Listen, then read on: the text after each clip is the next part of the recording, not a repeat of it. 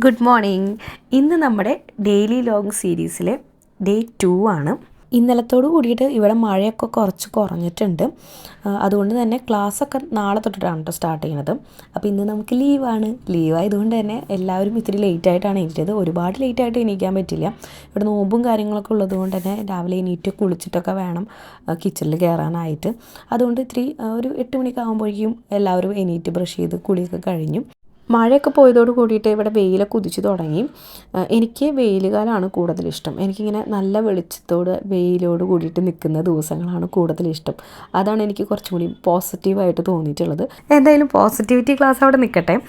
നമുക്ക് ഇന്നത്തെ ദിവസത്തിലേക്ക് കടക്കാം. രാവിലെ എണീറ്റിട്ട് നോർമലി ഉള്ള ദിവസങ്ങൾ പോലെയൊക്കെ തന്നെ രാവിലെ എണീറ്റ് കുളിയൊക്കെ കഴിഞ്ഞ് സ്കൂളും കാര്യങ്ങളൊന്നും ഇല്ലാത്തതുകൊണ്ട് ആ ഒരു തിക്കും തിരക്കൊന്നും ഇല്ല കേട്ടോ. ഇല്ലെങ്കിൽ ഇവിടെ ഒരു ബഹളമാണ്. സ്കൂളുള്ള ദിവസങ്ങളിൽ ഞാൻ വിചാരിക്കും ഇടയ്ക്കിടയ്ക്കൊക്കെ ലീവ് കിട്ടുകയാണെങ്കിൽ എത്ര നന്നായിരുന്നു. പക്ഷേ സ്കൂളില്ലാത്ത ഒരു ദിവസം കിട്ടിയാൽ മതി. ആ ഒരു ദിവസത്തിൽ ഇവർ രണ്ടുപേരുടെയും തല്ലൂട്ടം തീർക്കാൻ വേണ്ടി മാത്രമേ എനിക്ക് സമയം കിട്ടാറുള്ളൂ. ഇന്നും ഏതാണ്ട് അതുപോലത്തെ ഒരു ദിവസം തന്നെയായിരുന്നു. ഇന്നത്തെ ടിഫിൻ ദോശയും തക്കാളി ചട്നിയായിരുന്നു ഞങ്ങൾക്ക്. സ്കൂളില്ലാത്ത ദിവസങ്ങളിൽ എനിക്ക് ഏറ്റവും കൂടുതൽ ഫേസ് ചെയ്യേണ്ടി വരുന്നൊരു പ്രശ്നം കുട്ടികളെ ഹാൻഡിൽ ചെയ്യുന്ന കാര്യത്തിലാണ് കേട്ടോ. അപ്പോൾ ഇവരെ ഇങ്ങനെ ഹാപ്പിയാക്കി വെക്കാനോ അല്ലെങ്കിൽ ഇവരെ ആക്റ്റീവാക്കി വെക്കാനൊന്നും നമുക്ക് പറ്റുന്നില്ല. ഇവർ ഫുൾ ടൈം ടിവിയും ഫോണും കണ്ടിരിക്കുന്ന പോലെ എനിക്ക് തോന്നും. അവരുടെ സ്ക്രീൻ ടൈം കുറയ്ക്കാൻ ഞാൻ എത്രത്തോളം നോക്കിയാലും അത്രത്തോളം അവർ വയലൻ്റ് ആവണ പോലെ തോന്നും. ഒരുപാട് പാരൻസ് ഇപ്പോൾ ഈ ഒരു പ്രശ്നം ഫേസ് ചെയ്യുന്നുണ്ടെന്ന് അറിയാം. പക്ഷേ ഞാൻ പറഞ്ഞതേ ഉള്ളൂ. ഇതിൻ്റെയൊക്കെ മെയിൻ കാരണങ്ങളായിട്ട് എനിക്ക് തോന്നിയിട്ടുള്ളത് ഒന്ന് നമ്മൾ പാരൻസും ബാക്കി മുതിർന്നവരൊക്കെ ടിവിയോ ഫോണോ ഒക്കെ കാണുന്നവരായിരിക്കും. ഇത് കണ്ടിട്ടാണ് മക്കൾ പഠിക്കുന്നത്. ഈവൻ ഈ പറയുന്ന ഞാനാണെങ്കിൽ പോലും ഫോൺ നല്ലപോലെ യൂസ് ചെയ്യും. ടി വി യൂസ് ചെയ്യാറില്ലെങ്കിൽ പോലും ഫോൺ നല്ലപോലെ യൂസ് ചെയ്യുന്ന ആളാണ് ഞാൻ. അപ്പോൾ ഇതൊക്കെ കണ്ടിട്ടാണ് മക്കൾ പഠിക്കുന്നത്. രണ്ടാമത്തെ കാര്യം എന്ന് പറയുന്നത് അവർക്ക് ഒട്ടും അറ്റൻഷൻ കിട്ടാത്തതാണ്. നമ്മൾ പല പല കാര്യങ്ങളിലും നമ്മൾ ബിസി ആയിരിക്കും. അവർക്ക് ആവശ്യമുള്ള കാര്യങ്ങൾ നമ്മൾ മെറ്റീരിയൽ വൈസ് ആണെങ്കിലും ബാക്കിയുള്ള കാര്യങ്ങളൊക്കെ നമ്മൾ ചെയ്തു കൊടുക്കുന്നുണ്ടെങ്കിൽ പോലും അവർക്ക് വേണ്ട ടൈമോ അല്ലെങ്കിൽ അവർക്ക് വേണ്ട കെയറിങ്ങോ അവരുടെ പ്രശ്നങ്ങളോ ചെറിയ ചെറിയ പ്രശ്നങ്ങളാണെങ്കിലും അത് നമ്മൾ അഡ്രസ്സ് ചെയ്യാത്തതും അവർക്ക് അറ്റൻഷൻ കിട്ടാത്തതുമാണ് അവരുടെ പ്രശ്നങ്ങൾക്കും അവർ ഒരുപാട് വയലൻ്റ് ആവണതിൻ്റെ ഒക്കെ റീസണായിട്ട് തോന്നിയിട്ടുണ്ട്. പിന്നെ സ്കൂളിൽ അവർക്ക് അവരുടെ ഏജുള്ള ആളുകളായിട്ടും ടീച്ചേഴ്സൊക്കെ ആയിട്ടും മിങ്കിൾ ചെയ്യാനുള്ള ഒരു അവസരമുണ്ട്. പക്ഷെ നമ്മുടെ വീട്ടിൽ നമ്മൾ കുട്ടികളെ കൊണ്ടുവരുമ്പോൾ അവർക്ക് ആ ഒരു ഫ്രീഡം നമ്മൾ കുട്ടികൾക്ക് കൊടുക്കുന്നുണ്ടോ എന്ന് ചോദിച്ചു കഴിഞ്ഞ് കഴിഞ്ഞാൽ എനിക്കറിയില്ല കേട്ടോ. നമ്മുടെ പ്രശ്നങ്ങളും നമ്മുടെ കാര്യങ്ങളും കാരണം അവർക്ക് കൊടുക്കുന്ന കെയറിങ് ടൈമൊക്കെ കുറയുന്ന പോലെ എനിക്ക് ഫീൽ ചെയ്തിട്ടുണ്ട്. മൊത്തത്തിൽ നമുക്ക് എല്ലാം കുട്ടികളെ പഴിക്കാൻ പറ്റില്ലല്ലോ. അപ്പോൾ അങ്ങനെയൊക്കെ എനിക്ക് തോന്നിയിട്ടുണ്ട്. ഇപ്പം ഞാൻ എന്തായാലും ഇന്നിപ്പോൾ ലീവ് ആയതുകൊണ്ട് തന്നെ കുറച്ച് ദിവസമായിട്ട് പട്ടുവിനെ പഠിപ്പിക്കലൊന്നുമില്ല.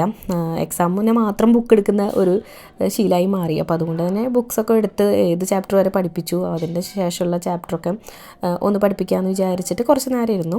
അത് കഴിഞ്ഞ് ഫുഡൊക്കെ കഴിച്ച് കഴിഞ്ഞിട്ടാണ് കേട്ടോ. ചില വീഡിയോസൊന്നും എനിക്ക് എടുക്കാൻ പറ്റിയില്ല. കാരണം ഞാൻ ഈ വീഡിയോ എടുക്കുന്ന കാര്യമൊക്കെ ഞാൻ മറന്നുപോകും.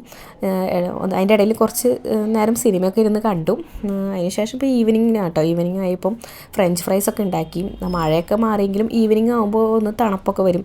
അപ്പോൾ അതുകൊണ്ട് എന്തെങ്കിലുമൊക്കെ ഇങ്ങനെ കഴിച്ചുകൊണ്ടിരിക്കാൻ തോന്നും. അപ്പോൾ ഫ്രഞ്ച് ഫ്രൈസ് ഒക്കെ ഉണ്ടാക്കി പിള്ളേർക്കൊക്കെ കൊടുത്തു. അതൊക്കെ കഴിച്ച് കഴിഞ്ഞിട്ട് നല്ല പോലെ എരിവുള്ള എന്തെങ്കിലും കഴിക്കാൻ തോന്നും. ഇപ്പം നോമ്പൊക്കെ അല്ലേ. അപ്പോൾ അതുകൊണ്ട് എനിക്കിങ്ങനെ ചമ്മന്തി, ചട്നി, അതുപോലെ അച്ചാർ അങ്ങനെ എരിവും പുളിയുള്ള സാധനങ്ങളാണ് കഴിക്കാൻ തോന്നുന്നത്.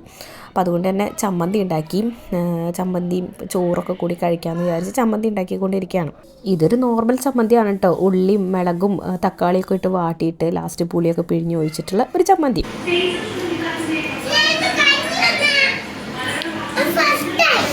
നല്ല അടിപൊളി ചമ്മന്തി കേട്ടോ. എൻ്റെ വീട്ടിൽ ഇങ്ങനത്തെ ചമ്മന്തിയൊക്കെ ഉണ്ടാക്കാറുണ്ട്. ഇത് അതിൻ്റെ ഒരു അഡ്വാൻസ്ഡ് വേർഷനാണ്, ഒരു മോഡിഫൈഡ് വേർഷനാണ്. നോക്ക് പട്ട് എങ്ങനെയുണ്ട് പട്ടു. ഇത് കൂട്ടിയിട്ട് നമുക്ക് ഒരു 2-3 പ്ലേറ്റ് ചോറ് ഇങ്ങനെ കഴിക്കാം കേട്ടോ. ഈ മഴയത്തൊക്കെ ഉണ്ടാക്കാൻ പറ്റിയ സൂപ്പർ സാധനം. കഴിക്കാം. ഒരു ചൂടായിട്ടുള്ള ചോറാണേ. അപ്പോൾ ചമ്മന്തി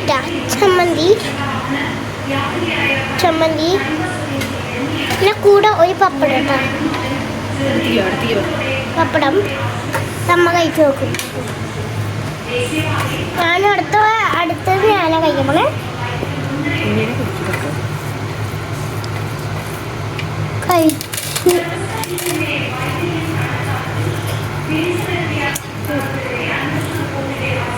ഇത് കഴിച്ചോ കൂട്ടാമ്മ.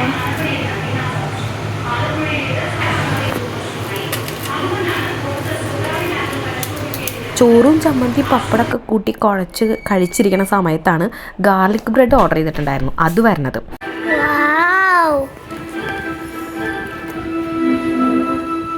Wow, this is so cheesy. കേട്ടില്ലേ, പട്ട് പറഞ്ഞതുപോലെ തന്നെ നല്ല ചീസി ആയിരുന്നു, പക്ഷെ നല്ല രസമുണ്ടായിരുന്നു കേട്ടോ കഴിക്കാനായിട്ട്. എല്ലാവരും ഓരോ പീസൊക്കെ കഴിച്ചു, ഓരോ ദോശയൊക്കെ കഴിച്ച് ഞങ്ങൾ രാത്രിയിലത്തെ ഫുഡടി പരിപാടി അങ്ങനെ നിർത്തി. അത് കഴിഞ്ഞ് പിന്നെ പിള്ളേരായിട്ട് കുറച്ച് നേരം കളിച്ച് ചിരിച്ച് ടി വി ഒക്കെ കണ്ട് എല്ലാ ദിവസത്തെ പോലെ ആ ദിവസം അങ്ങനെ കടന്നു പോയി. എപ്പോഴും തല്ലൂട്ടൊന്നല്ല കേട്ടോ, ചില സമയത്തൊക്കെ ഇങ്ങനെ കളിയും ചിരിയൊക്കെ ഉണ്ടായിരിക്കും, എല്ലാവരും ലൈഫ് പോലെ തന്നെ. അപ്പോൾ അത്രയേ ഉള്ളൂ ഇന്നത്തെ വിശേഷങ്ങൾ. ഇനി നാളത്തെ വിശേഷങ്ങളായിട്ട് കാണാം. അപ്പോൾ എല്ലാവരും സപ്പോർട്ട് ചെയ്യുക എന്നത്തെയും പോലെ തന്നെ. ബൈ.